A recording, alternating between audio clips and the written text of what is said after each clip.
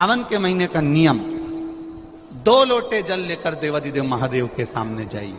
यहां अशोक सुंदरी वाली जगह से दोनों धार एक साथ चढ़ाना प्रारंभ करिए और करते करते वो धार शंकर भगवान के शिवलिंग पर ले जाकर छोड़ दीजिए। ये सावन के महीने के अगर आपने मात्र 7 दिन भी लगातार अगर ये धार आपने चढ़ा ली है तो देवादिदेव महादेव की कृपा से 3-4 महीने में सूचना आपको प्राप्त हो ही जाती है। विवाह हो जाता है, घर में बहू आ जाती है तो घर में सत्यनारायण की कथा होती है। अब किसी ने पूछा कि गुरुजी ये सत्यनारायण भगवान की कथा का क्रम कहाँ से चालू हुआ? तो हम उनको कहते हैं कि भगवान शंकर जी विवाह कर आए थे माता सती के साथ और वो भी कथा सुनने के लिए गए थे, इसलिए उस दिन से नियम चालू हुआ कि जब घर में मंगल कोई कार्य होता है तो भगवान की कथा जरूर हो, भगवान की कथा जरूर।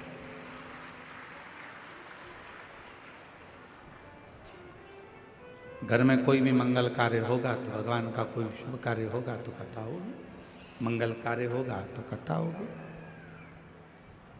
तो शुभ कार्य जब भी हमारे यहाँ होता है तो हमारे यहाँ भगवान की कथा से शुरुआत होती है, भगवान के मंत्र जाप से हमारे यहाँ की शुरुआत होती है।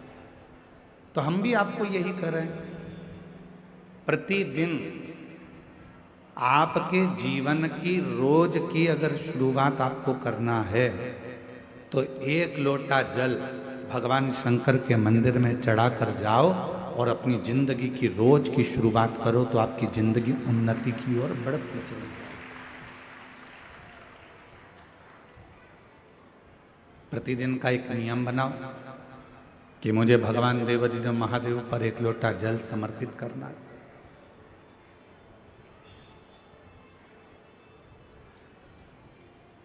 वो भी नहीं कर सकते तो प्रतिदिन एक नियम बनाओ कि हम हमारे घर में बैठकर श्री शिवाय नमस्तुभ्यं, श्री शिवाय नमस्तुभ्यं,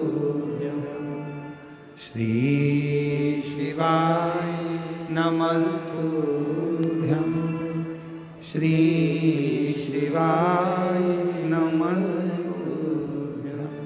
अगर बन सके तो एक नियम कोई सा भी धारण कर लो कि हम शिव के मंदिर जाएंगे, जल चढ़ाएंगे, श्री शिवाय नमस्तुभ्यम का जप करेंगे, भगवत नाम का कीर्तन करेंगे, मंत्र जाप करेंगे, या भगवान के मंदिर में जब समय मिल जाएगा तो हम झाड़ू लगा लेंगे, थोड़ी सी पोछा लगा लेंगे, थोड़ी सफाई कर लेंगे।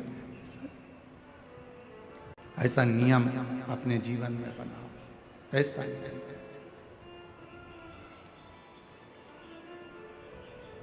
और जिसकी जिंदगी में कोई भी एक नियम प्रारंभ हो जाता है तो परमात्मा भी उस नियम को पूरा करने के लिए उसको बल प्रदान करते रहते हैं और उसका हाथ पकड़कर चलते रहते हैं।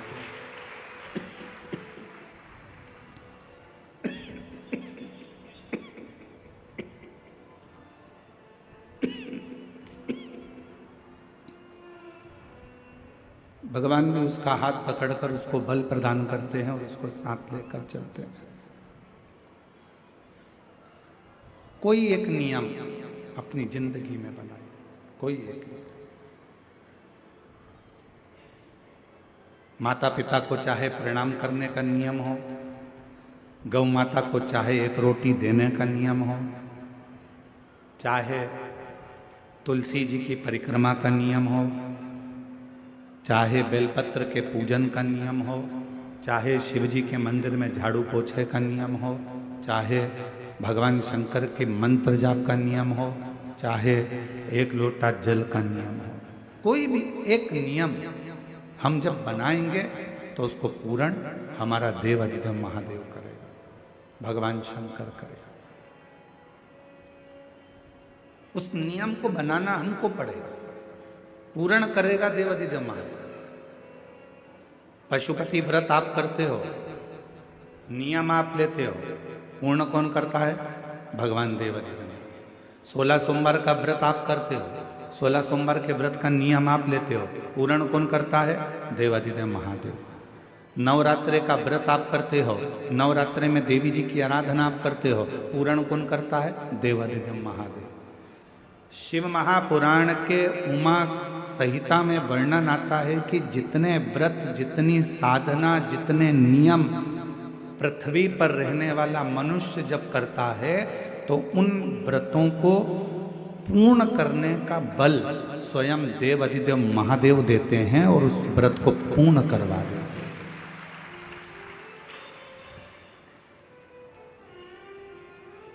बल देते हैं भगवान शिव,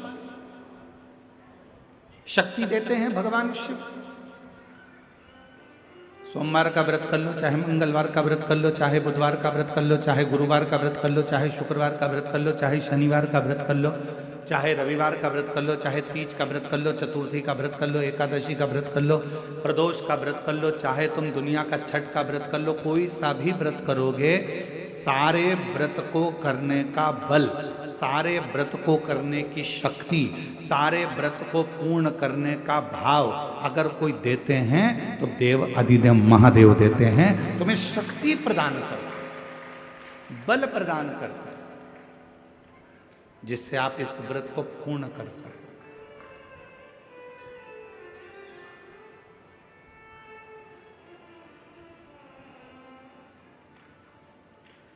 और वो शक्ति कोई दूसरी जगह से नहीं मिलेगी, वो शक्ति मिलेगी आपको एक लोटे जल से, वो शक्ति मिलेगी आपको भगवान शंकर की अविरल भक्ति से, वो शक्ति मिलेगी आपको भगवान के भजन से, भगवान के मंत्र जाप से, भगवान के स्मरण से।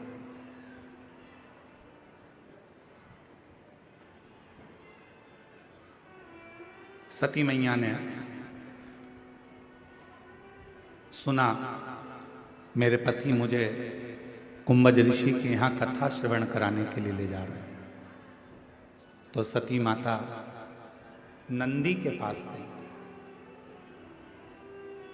और नंदी के पास जाकर मां सती बैठ गई। नंदी ने देखा आज मां मेरे नजदीक में आकर बैठी है, क्या बात है मां?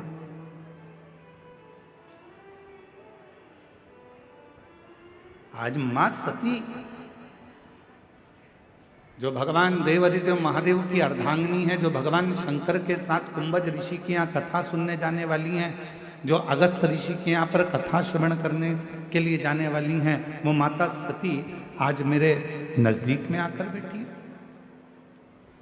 हम भी आपको कहते हैं जब जिंदगी में थोड़ी सी भी तकलीफ हो, थोड़ा सा भी कष्ट हो, थोड़ी सी भी अगर दुख हो, तो शिव जी को जल चढ़ाओ, बेलपत्र चढ़ाओ, और कोई मन में अगर दुख है तो नंदी के पास 2 क्षण बैठकर अपने मन की बात नंदी से जरूर कहो।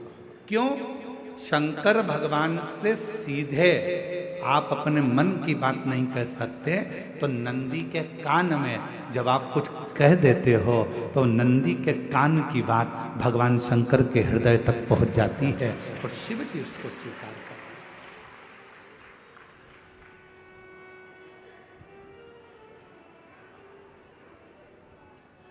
भगवान देवाधिदेव महादेव उसको स्वीकार करते, भगवान शंकर उसको स्वीकार करते। किसी के यहाँ पर जब बच्चे नहीं होते, 10 साल हो गए, 15 साल हो गए, 20 साल हो गए, 25 साल हो गए, 30 साल हो गए, मन से हिम्मत मत हारना कि मेरे घर बच्चे नहीं है, मैंने इलाज भी करवा लिया, सब दूर चली गई, सारे देवताओं के यहाँ गई, गोदी भी भरवाई, झोली भी भरवाई, नियम भी लिए, बहुत सारा बहुत पूजन पाठ भी कर ली, फिर भी मेरे घर में बच्चे नहीं है, तो दुखी मत हो, टेंशन मत ले।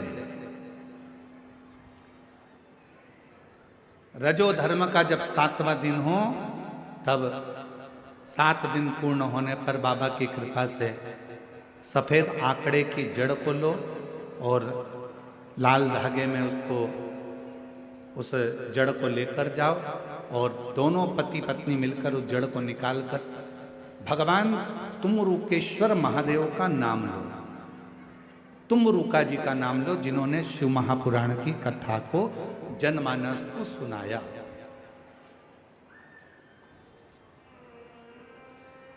तुम रुकेश्वर महादेव का नाम लेकर, तुम रुके जी का नाम लेकर 21 बार भगवान शिवलिंग के आसपास में से भ्रमण कराकर नंदी के पास खड़े होकर बाबा को प्रार्थना कर कर वो सफेद आंकड़े की जड़ को अपनी कमर में लाल धागे में उसको बांधो।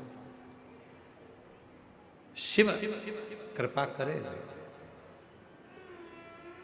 पर कब बांधना?